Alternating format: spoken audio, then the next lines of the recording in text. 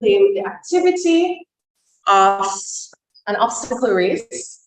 Well, okay. So you're going to be splitting into two teams. Maybe you'll play on the team.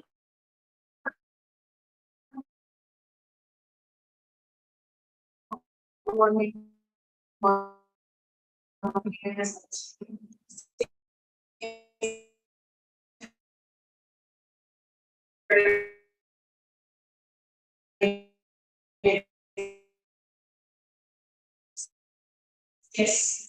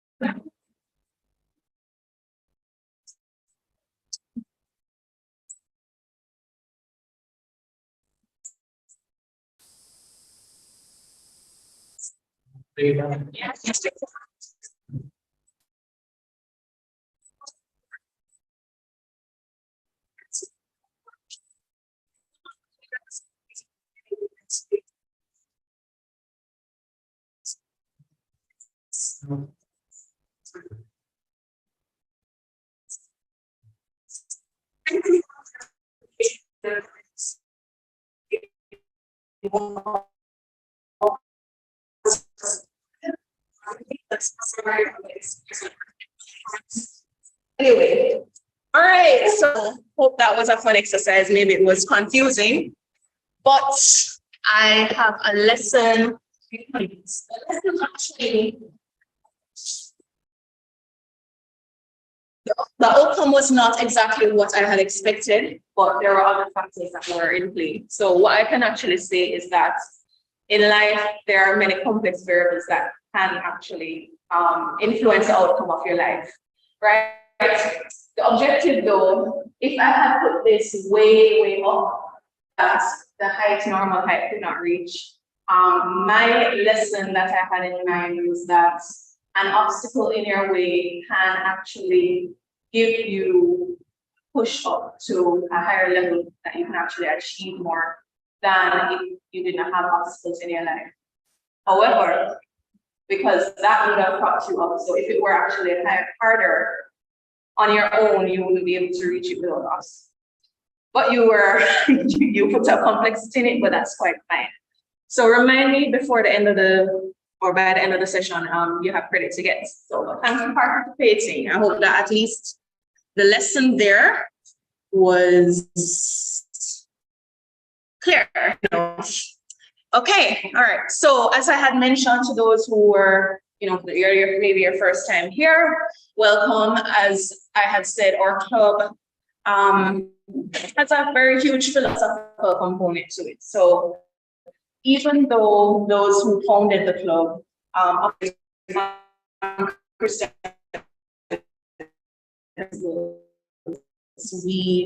we are most reason with each other to see what assumptions we have and to see what, how we can actually improve our decision-making skills and critical thinking skills, things like that, and hopefully come to closer to the truth. It wants so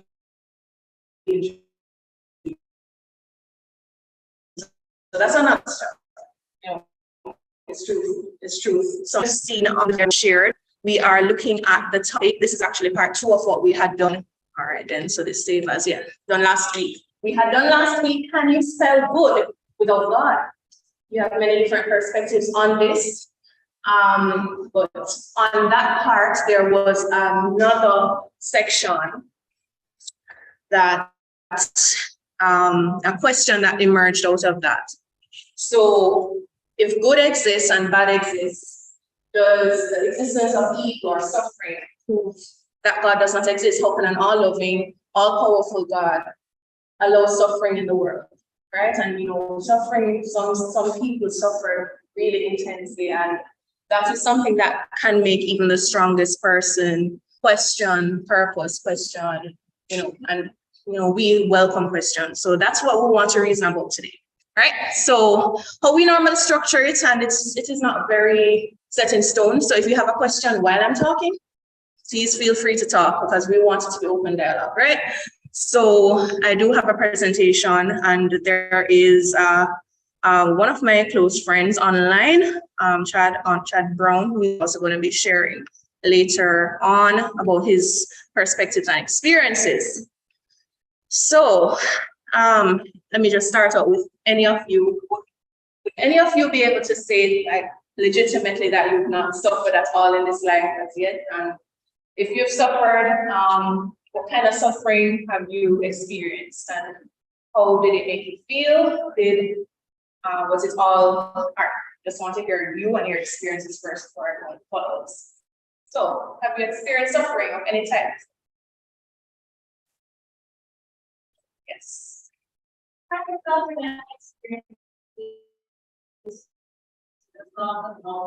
Loss of loved ones. Okay, I know that can be very difficult. I've had close loved ones also die.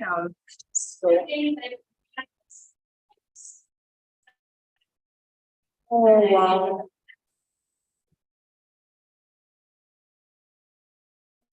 Right. Well, that must have been difficult.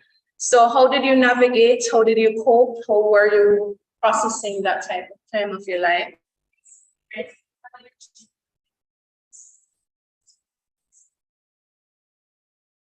Right.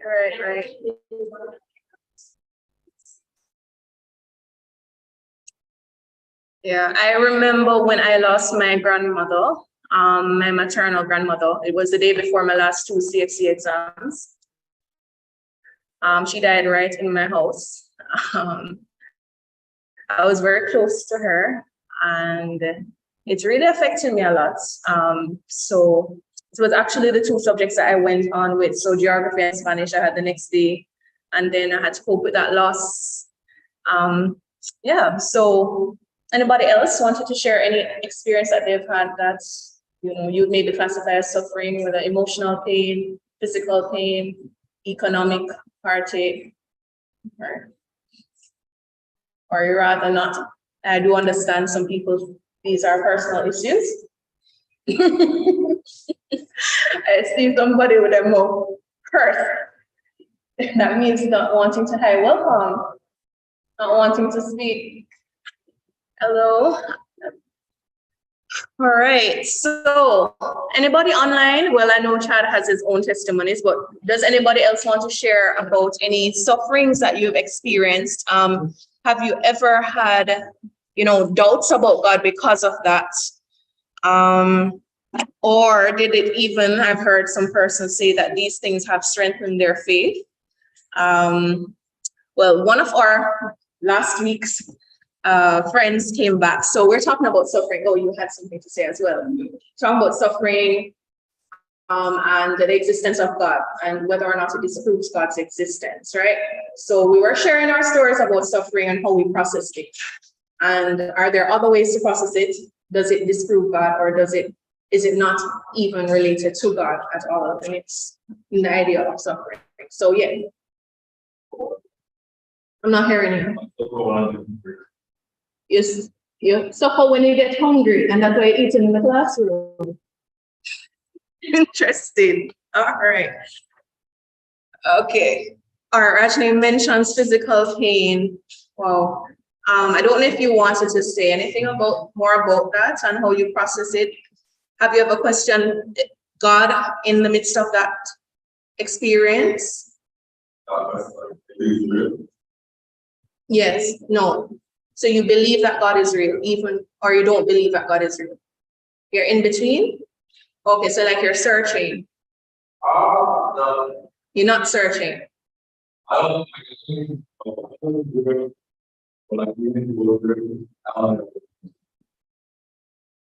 Okay, I didn't understand you had food in your mouth, sorry. You don't think he is real? Or you don't have an opinion? Okay. Okay, all right. We'll discuss more about that. I want to know why you have no opinion. I don't think suffering has any purpose of life, for example. Purpose, you think suffering can have a purpose. No.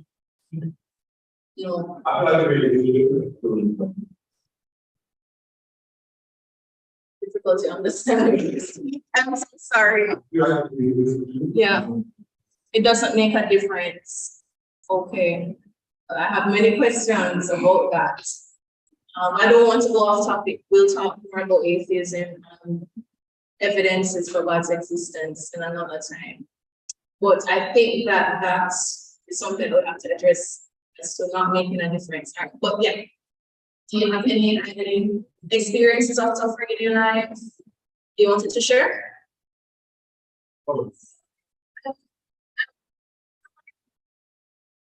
Yes.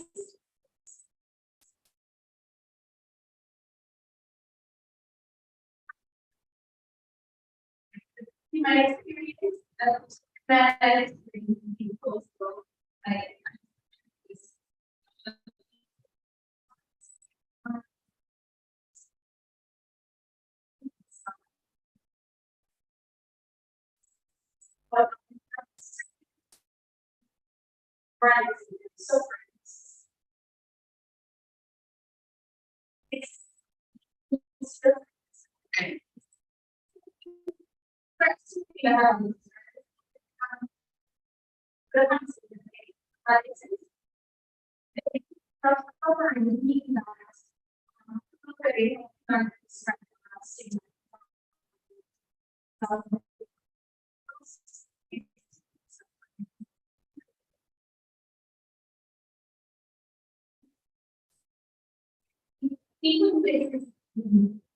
in those terms. Okay, thanks for that. That's precisely what we're going to be dealing with, because that's usually seen as the clash.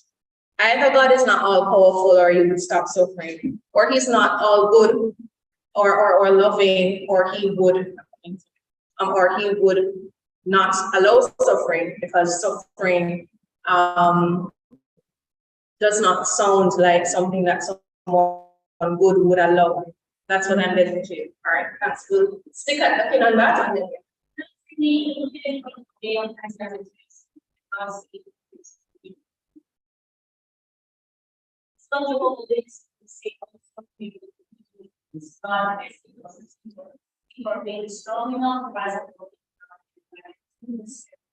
You're Jehovah's Witness?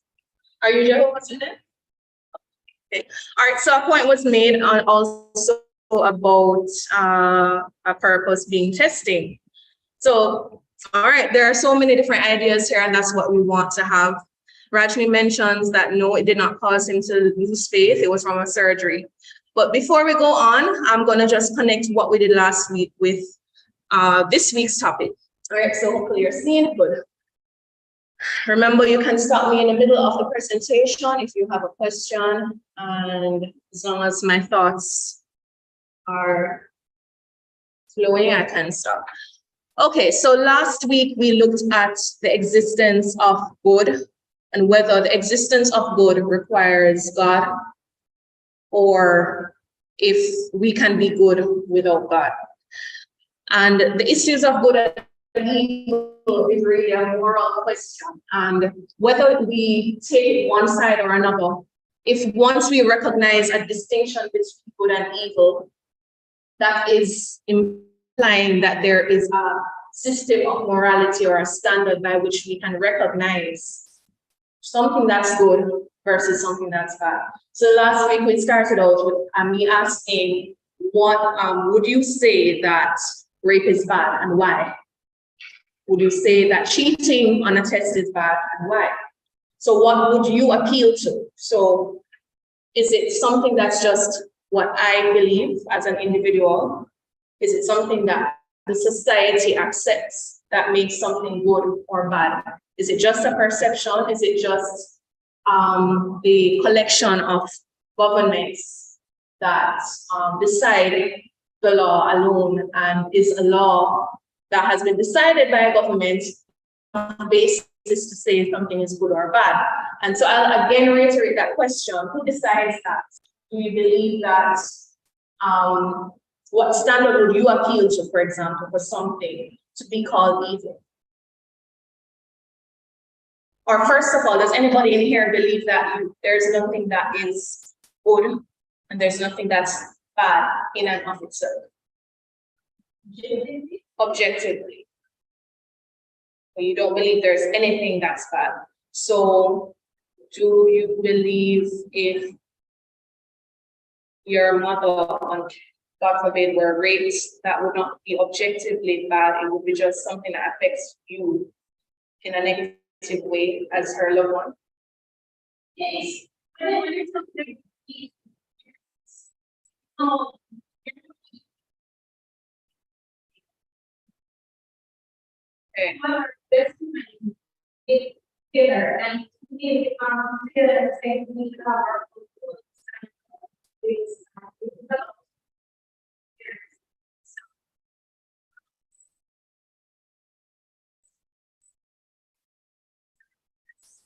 Okay.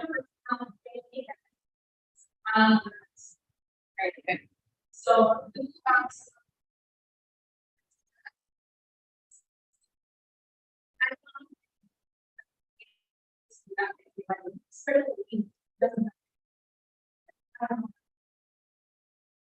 so I know or must be those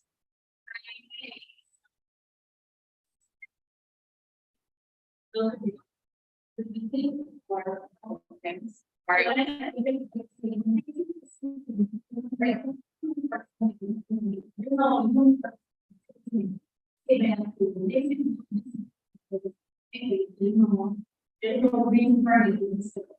right, so just a question about the statement where you said there's no objective standard. Would you say that that applies in all cases? Okay, so what I would just recognize or let you recognize is that if you use that, you are basically implying that your standard is the universal standard, that everything is relative. So in a way, it kind of breaks down where, from how I see it, that if you're thinking that everything is relative or based on opinion, that is the standard throughout, right? So it doesn't get you away from something being absolute.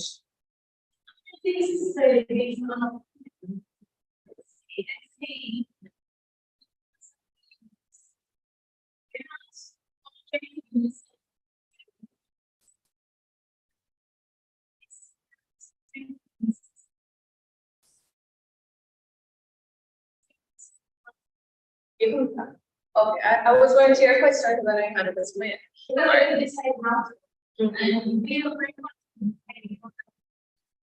Okay. Okay. So you are speaking on the assumption of no God.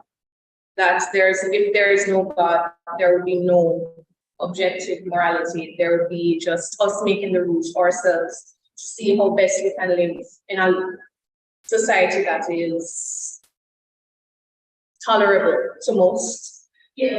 Oh,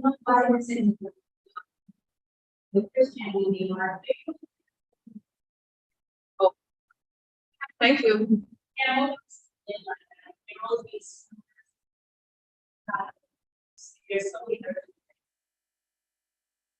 Right. Okay, so all right, you did say something about innate, but I want to move on to actually what I wanted to present today.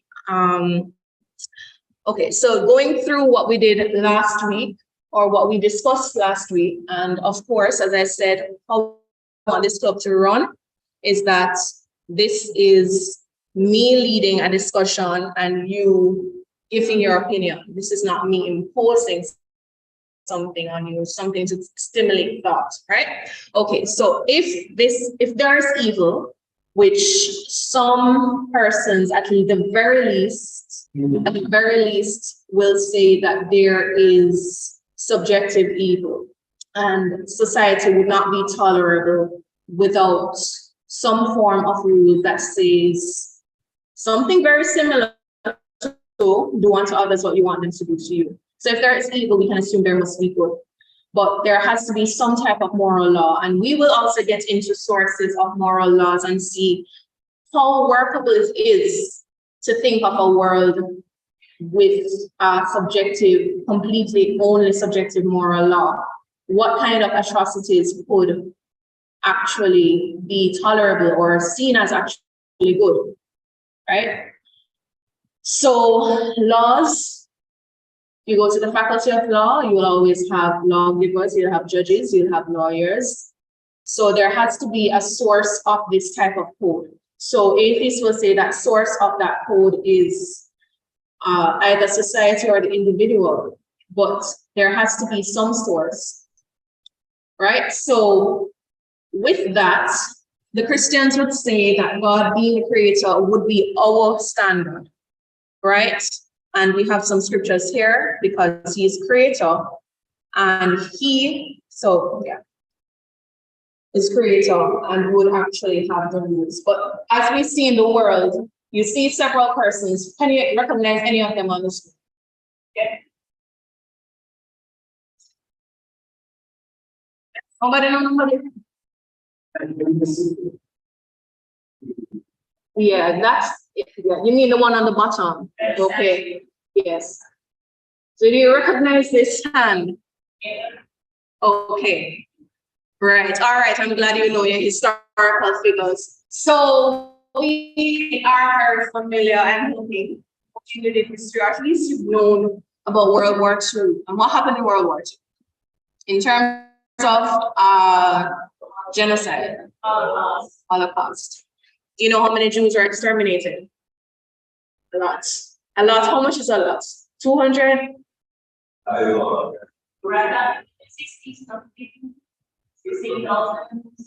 Actually, much more than that. Nobody knows. You can't go up and Google and you're not this generation, dark. Anybody online knows how many Jews were exterminated in the Holocaust? Well, school challenge quiz, no, sorry. 6 million Jews, 6 million. And this was endorsed by the German society and was also backed up by the science of the day. So Hitler was actually using evolutionary theory and speaking that the Jews were actually subhuman. And so to have them stay alive would actually slow down our evolution, slow down the progress of the society. So in that way, that philosophy of the day, that society agreed on those rules. They'd actually think that destroying the Jews would actually benefit society in a whole.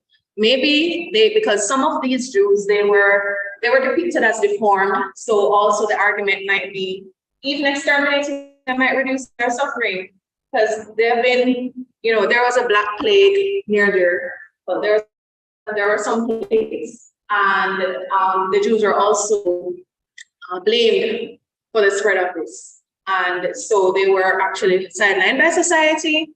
So they were suffering. So from one hand, it could say, okay, the society would not progress because they're looked on as subhuman. And the other side, it could also say, it's even better for them too to be exterminated because, all right, might as well alleviate their pain. They're not really useful. They're suffering too much. So if we appeal to society, can we say that that is a standard that we would want to abide by as being the source of morality? Yes or no? No for you. Okay. Why not?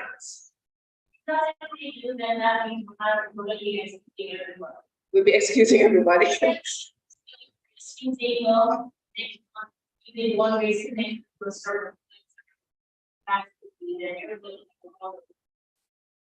right. Do you agree with her or you don't? Like, would you want to live in a world, or how to what extent would you say that appealing to society as a standard of your views of right and wrong, is it really helpful, or is it sufficient to, in your opinion, for as a standard for right and wrong? Yes, you believe that's sufficient. Why?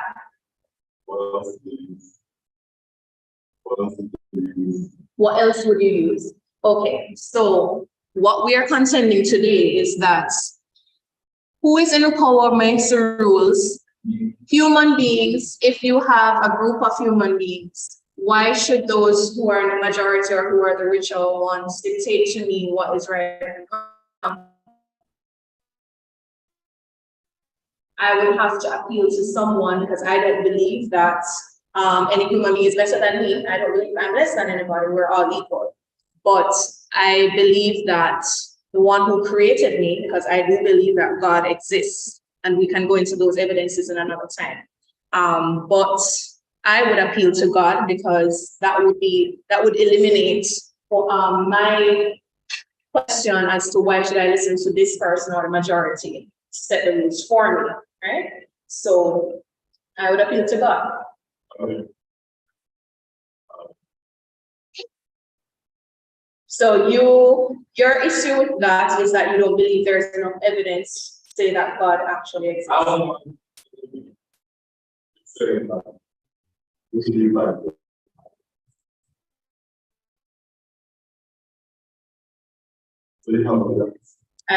Okay, so that's another question. I don't believe in just interrupting me. All right, go ahead. I said that you can do that. You mean for me to ask the same question I have?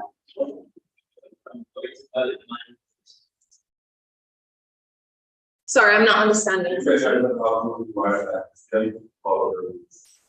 are we going to have Christians follow the rules?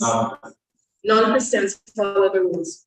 Okay, all right. So, unlike what was said here, I think there's enough evidence that there is an innate sense of right and wrong across society. So even societies that do not have the Bible, you would see that they have some basic rules. Adultery is one.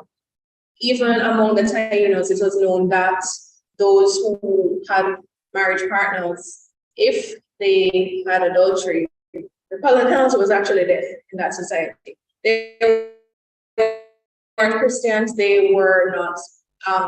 Some of them were, they had their zemis, etc. But all cultures around the world. Stealing was another thing, murder is another thing. Is it that those ideas just evolved? Or is that you believe that it evolved? And how did that evolution work in your opinion?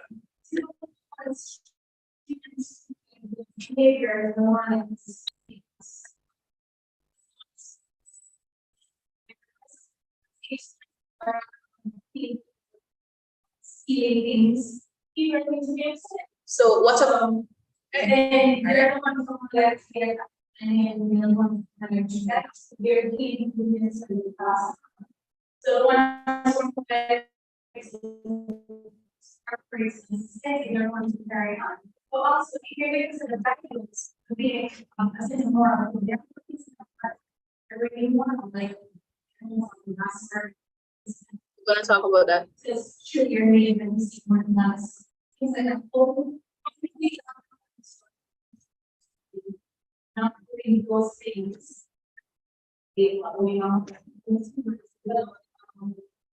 Thank you so much for that input. I mean, that's the two other hands, but you said so many things. So you mentioned about genes passing on. I just wanted to clarify if you believe that the moral code was passed through the genes. How did the genes?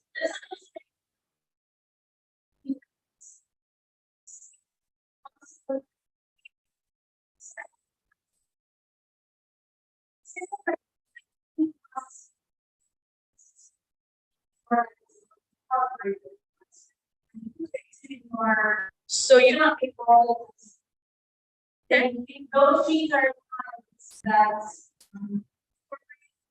they live on screen. So the ones who were is the ones who in people they were not the ones who are making on screen. They were not the ones who are so you are saying that genes do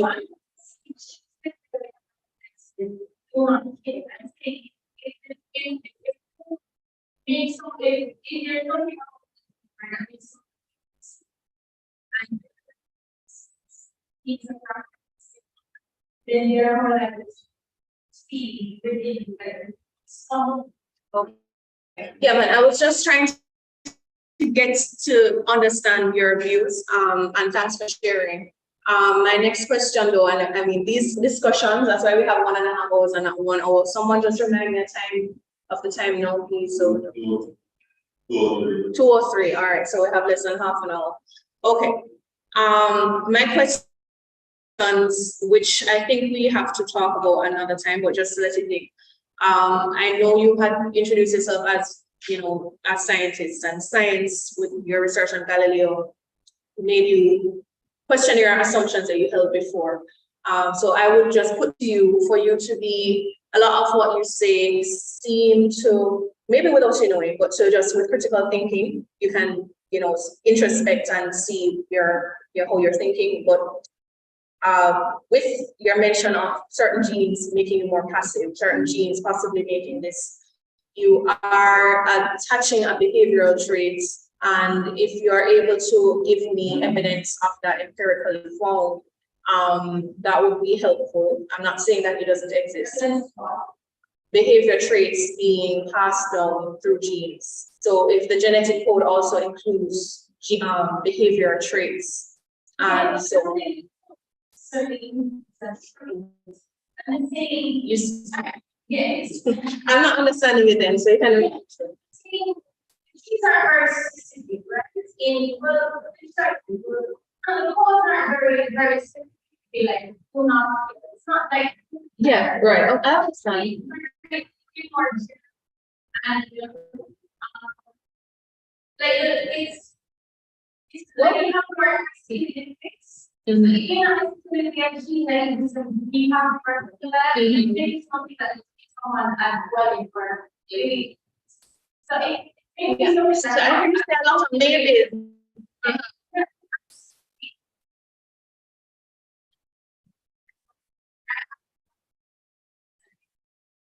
Mhm. and from just the basic information that Okay. All right, yeah, man. I see I'm kind of just dialoguing with you. So what I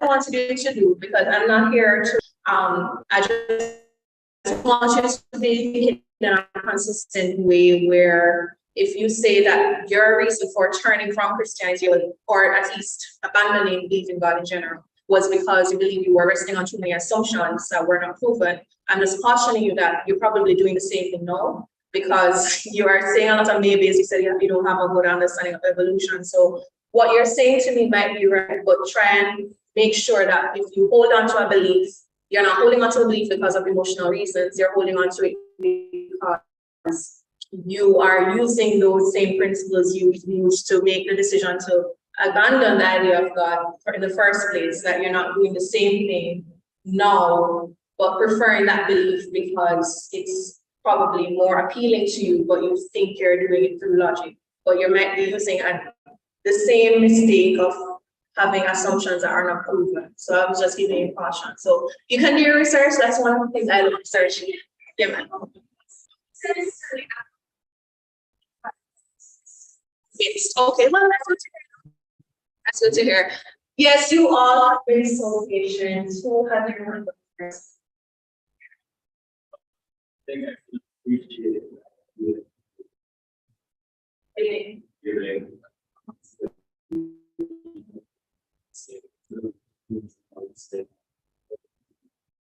I'll say teachings or Socializing. but yes. They've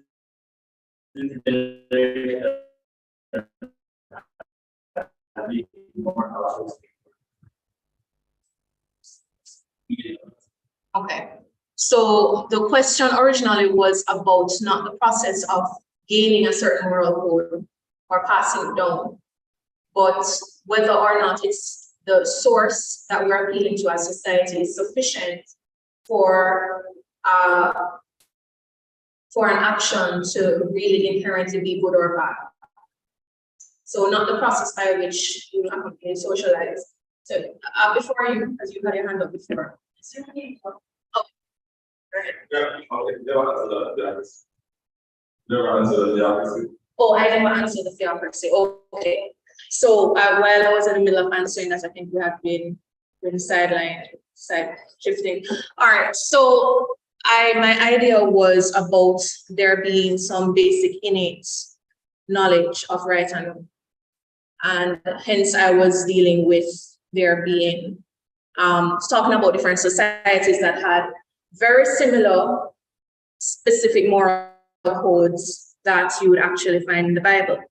So with explaining it like that, I would not appeal to genes because I don't have any empirical evidence that that actually happens in terms of our behavior being genetic.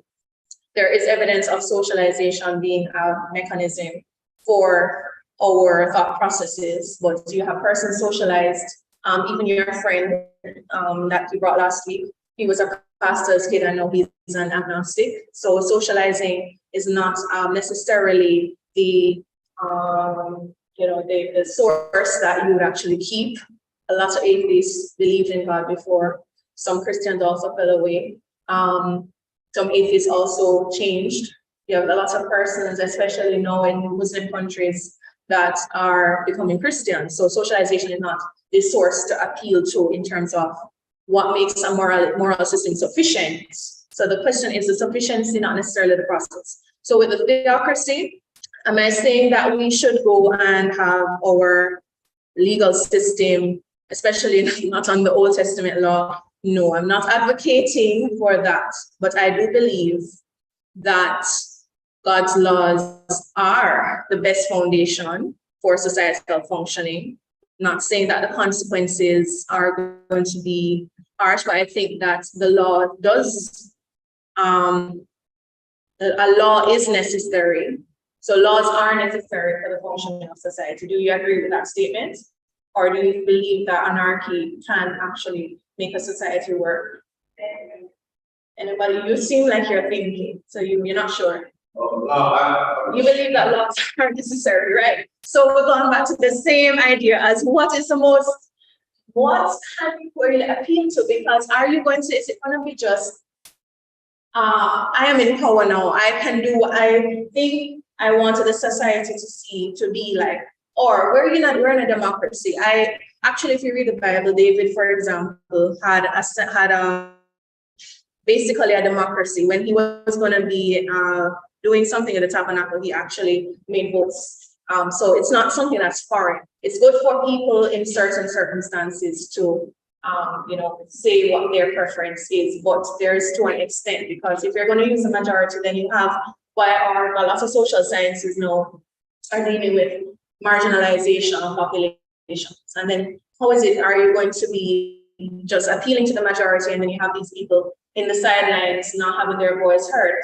So as I'm just saying that from my point of view, and I am also listening to your point of view, but from what I see so far, consistency speaking, it's not sufficient to say human beings on their own without God, without appealing to, okay, this is, and then we do have missing points, because which God am I speaking about? How can I say the source of the Bible? That's a whole other topic. But let's just say we're talking about one religion right now, and I believe that the Bible is sufficient, and I will deal with that another time. It has to be a cumulative piece, or I'm going to be here all day, right? So do you get the idea, at least, that outside of populations, or that human beings on their own, or why should I listen to you because you're more wealthy, or because you're the majority, or because any other thing, or you don't really still understand what I'm getting at? You got what I said? What about the Bible? The Bible doesn't talk about. Okay, that's another good question. Oh my, you're not going to let me do my PowerPoint. Anyway, right. So I've been a Christian for 21 years. I became a Christian when I was small child, right? So from my life, I have, of course, had different decisions I had to make that the Bible never spoke directly on. But there are things that are principles. Like, for example, the Bible doesn't speak about not going to carnival. The Bible doesn't speak about not smoking. I would not smoke and I wouldn't go to carnival, because there's a principle in the Bible that talks about modesty, talks about same-sex for marriage. That's a whole other topic as to the biochemical reasons that make that actually a good advice.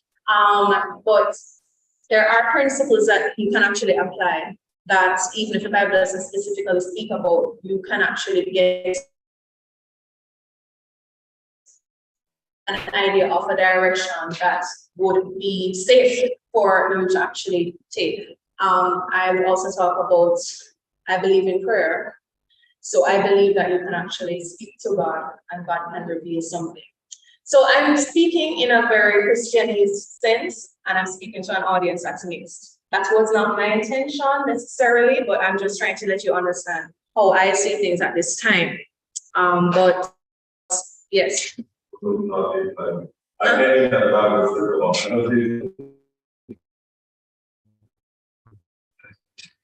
Sorry, subject to interpretation.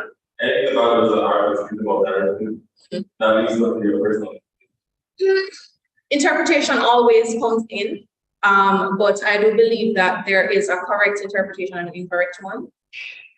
Just like if you wrote a letter to me and you use a certain word, and that word can have many meanings, you knew your intention. So there is an objective meaning behind it, and there is a subjective meaning that I can get. So I can misinterpret, and hence why I also mentioned prayer. Those who are atheists or who are agnostics not going to necessarily understand the mechanism, or you might just roll your eyes at me talking about prayer. I personally have my own testimonies, which I won't get into right now, but there are ways for us to check interpretations, just like your textbook. Your textbook might not speak about a certain thing, and these grad students, as I was just a grad student, these grad students, you look at the principles that, we know the laws of chemistry, we know the laws of physics. We're discovering something new that was not written before, but we have to apply the principles that we know to this new situation. And we're actually going to discover more as to what these persons would have in mind that could actually apply. But it's the same thing when you're looking at someone else's writings, right? So you do understand that, you do have to, even in your secular studies, rely on a book and rely on what they're saying to try and infer something that you don't necessarily know, because in your exams, you're going to have application questions. So that's how I would answer you. All right, you can write down your questions. I'm so happy for your questions. Write down your questions and we can plan our exec. I hope they're here next week, right? Can plan a meeting around your questions, all right? But thank you so much. Someone tell me the time again, 2:16. Actually see the time here. Didn't realize. All right, so you did have an accusation here. As my friend Lamoy said, she said that some persons actually say the Bible is evil because, yes, he slaughtered whole nations, or Sodom and Gomorrah, fire and brimstone, the Canaanites, at the 10 plagues of Egypt, the firstborns of all. Firstborn actually died, right? Yes. So, right, you had a question about that as well?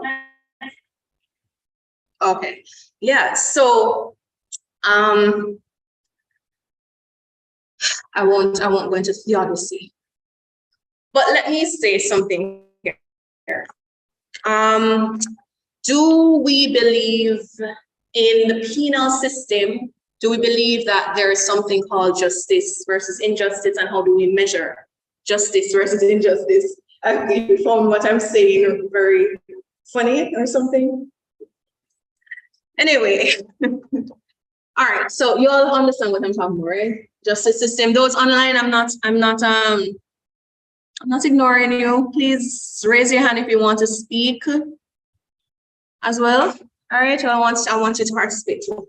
Yeah, so justice versus injustice. Do we believe that the justice system is important for society to function? And how and why? Why or why not? Yes. Why?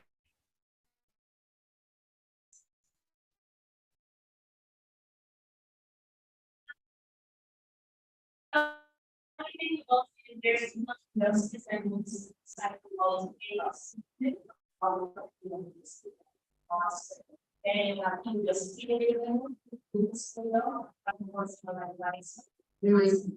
So basically, you maybe have anarchy if you have no actual teeth in the law. So you may have the law and people just ignore it, and then there's just killing. Everybody's killing each other, or riots, and there's no order at all because there's no consequences.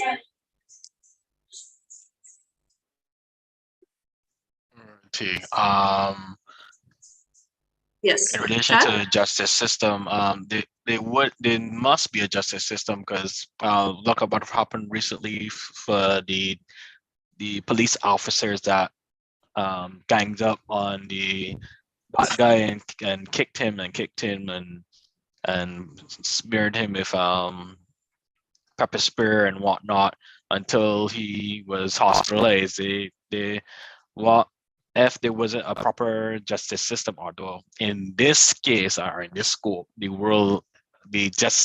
legal justice system I'm referring to in US is currently in the sense of corrupt, or is not as in good standing as a idealistic view of justice, where if somebody does something wrong, it would be handled in a way that it would be done speedily, or it would even deter persons from doing so, because a lot of police officers in US, in this example, do end up killing innocent by standards, because he, in that sense, even if he did something wrong, to be in that situation, because I've not seen the whole entire situation, but for him to have to be pulled over from the police and end up in hospital and then subsequently 3 days after dead.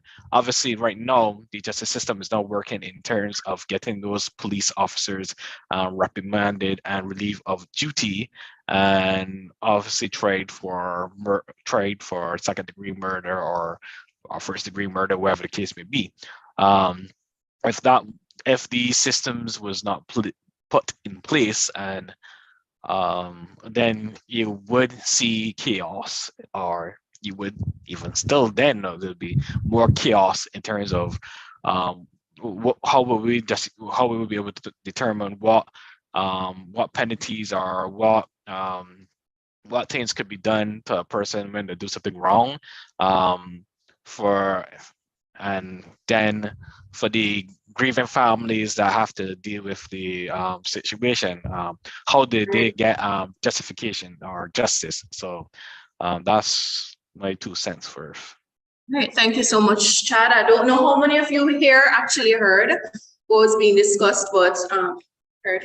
All right, so there was a situation, the little that I actually heard, because I couldn't hear everything, Chad, but anyway, about as a police officer apparently being rioted and beaten up, and he went to the hospital, and he was admitted in the hospital. Of course, you have families hurting and all of these things. We have even more horrendous stories that happen. I have to even stop listening to the news personally, because it did affect me. So if we acknowledge that evil exists, and would a system be good and for a society if evil did not have a consequence that was negative? Why or why not? Would a society be good and tolerable? I can use different adjectives for good. Livable? Would it be even sustainable if there were not a justice system that would have some curtailing of persons hurting other people, for example? Yes, personally, I'm not dealing with ideals. Yes. The question is? Because of how our things because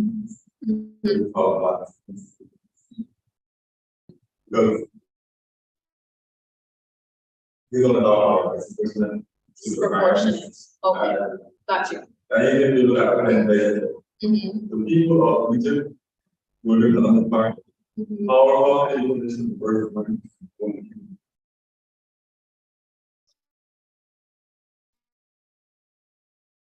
All right, so I've got you a big name, or do we stand? This. That's omnipotence. It's also assuming that human beings are we can do anything. Okay. All right, very interesting question, and I think actually we'll have to do further other of our gatherings on that.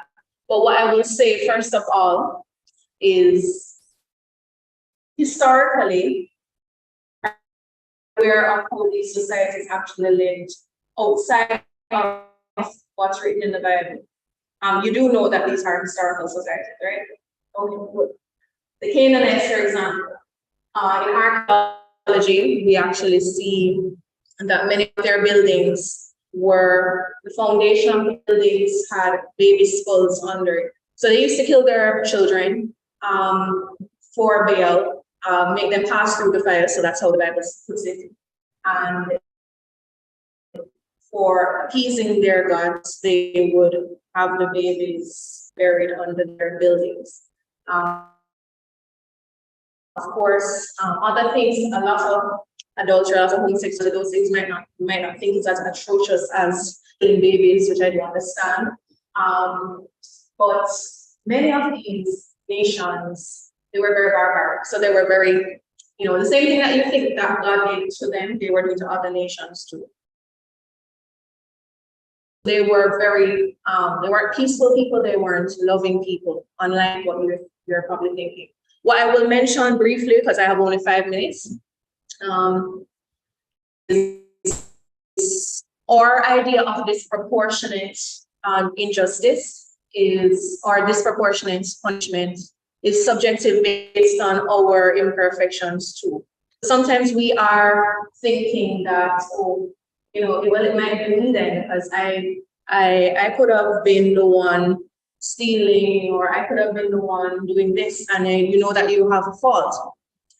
But let's say, because I'm not going to say theoretically in terms of not believing, but as a matter of saying, because I know I'm speaking to people who don't necessarily believe, but the God of the Bible is described is perfect, has no fault at all. So his righteousness and how the contrast to our way of life is so much larger that there is a very much bigger gap than how we can view what the consequences of these actions should be. But I will quickly also say that there is no way that we speak about God doing this without speaking about there have been warnings to these persons. People have been sent to say to them, listen, your life is not living good. So in Sodom and Gomorrah, for example, Lot, from those who read the Bible or those of the time to read the Bible before, there was a man of God living among these people all this time. He got a visit from an angel, and the people dragging the man outside to go and have sex with him. And then he had to, he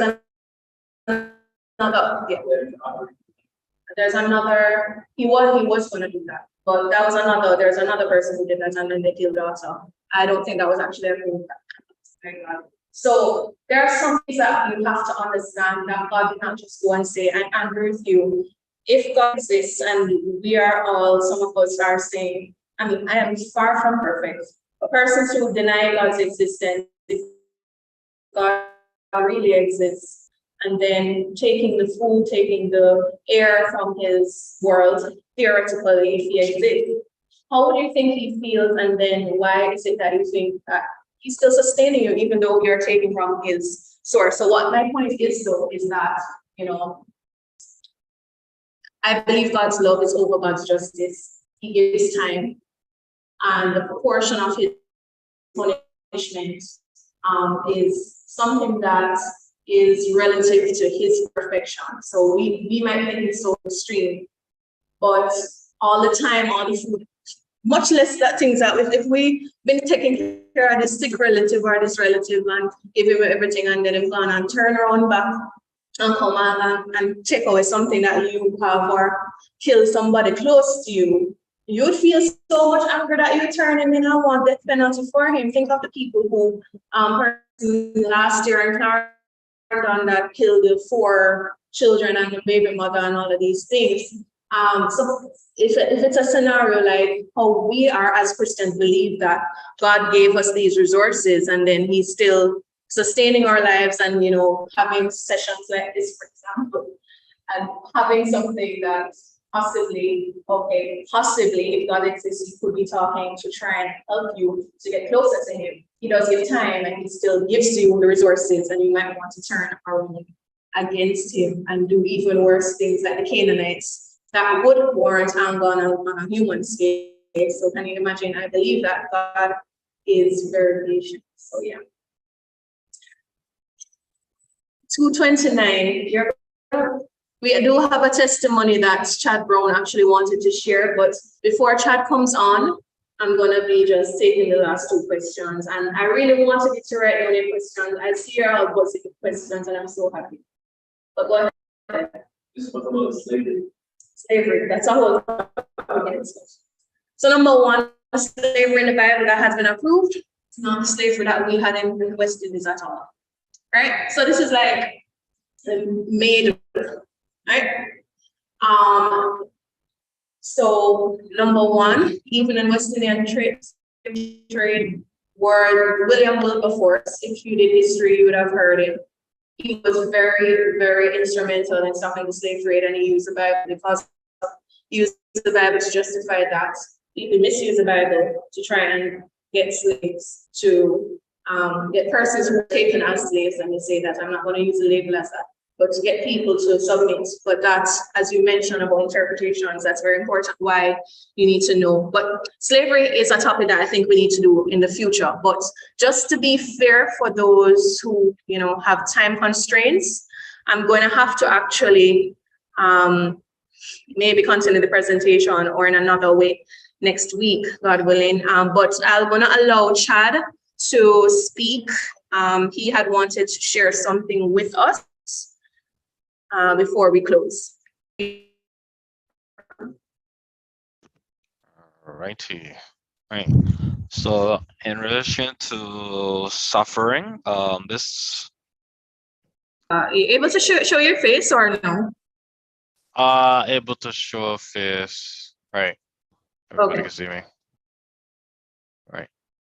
Right. So when I was reading for my computer science degree, well, at the time I went to do IT then switch, but at that time I was doing school, running my father's business. He does taxi service and whatnot, so I was just doing new business for him. But during that time, my mother would have actually suffered, and I was more or less the go-to person to take care of her. So I did have to, in a sense, pause, especially when I get out of when I finished my degree. I did have to pause. I chose to pause my life and taking care of her while my father could go and work and whatnot. She would have had a stroke, and I've been, praying, asking God, and why was she going through? Because she was going through years of sickness. I myself, at that point of time, was going through emotional pain, which I wouldn't go through the entire experience, but it left me wondering, did God care? Why was I suffering all of these things at the same time? Especially when I didn't have a lot of money at that point of time. Throughout this experience that I went through, I was able to see how God was able to take care of me in terms of not just the financial aspect, but care for my mother.